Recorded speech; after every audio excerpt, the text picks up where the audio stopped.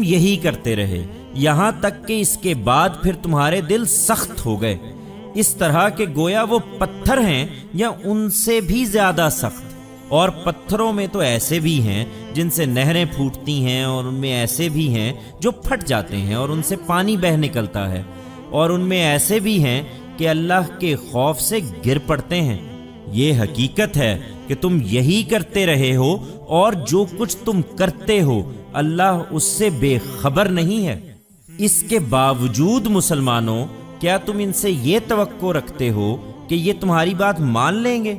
اور یہ وہ لوگ ہیں کہ ان میں سے ایک گروہ اللہ کا کلام سنتا رہا ہے اور اسے اچھی طرح سمجھ لینے کے بعد جانتے بوجھتے اس میں تحریف کرتا رہا ہے، اور یہ وہ لوگ ہیں کہ جب مسلمانوں سے ملتے ہیں تو کہتے ہیں کہ ہم نے مان لیا ہے، اور جب آپس میں اکیلے ہوتے ہیں تو کہتے ہیں کیا تم ان کو وہ بتاتے ہو جو اللہ نے تم پر کھولا ہے کہ وہ اس کی بنیاد پر تمہارے پروردگار کے پاس تم سے حجت کریں؟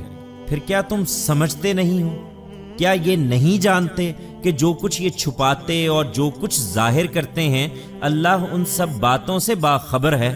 اور یہ وہ لوگ ہیں کہ ان میں بن پڑھے عامی بھی ہیں جو اللہ کی کتاب کو صرف اپنی آرزوؤں کا ایک مجموعہ سمجھتے ہیں اور اپنے گمانوں ہی پر چلتے ہیں۔ سو تباہی ہے ان کے لیے جو اپنے ہاتھوں سے شریعت تصنیف کرتے ہیں، پھر کہتے ہیں یہ اللہ کی طرف سے ہے تاکہ اس کے ذریعے سے تھوڑی سی قیمت حاصل کر لیں۔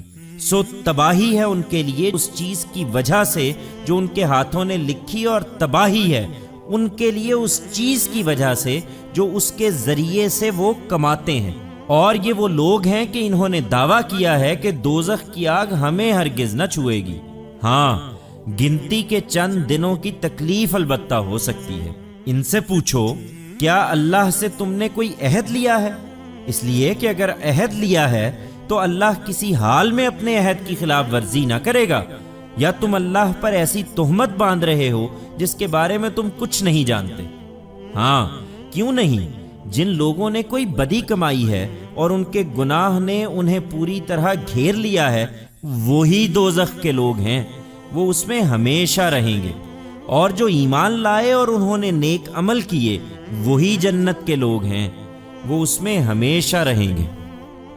اور یاد کرو جب ہم نے بنی اسرائیل سے عہد لیا کہ تم اللہ کے سوا کسی کی عبادت نہ کرو گے، اور والدین کے ساتھ اور قرابت مندوں اور یتیموں اور مسکینوں کے ساتھ حسن سلوک کرو گے، اور عہد لیا کہ لوگوں سے اچھی بات کہو اور نماز کا اہتمام کرو اور زکوٰۃ ادا کرو، پھر تم میں سے تھوڑے لوگوں کے سوا تم سب اس سے پھر گئے، اور حقیقت یہ ہے کہ تم پھر جانے والے لوگ ہی ہو۔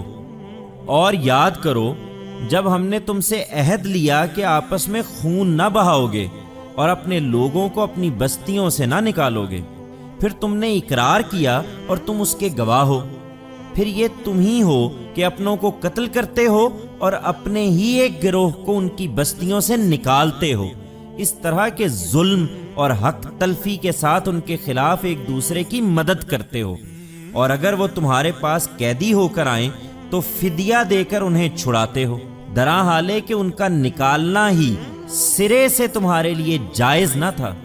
پھر کیا تم کتاب الہی کے ایک حصے کو مانتے اور ایک حصے کا انکار کرتے ہو؟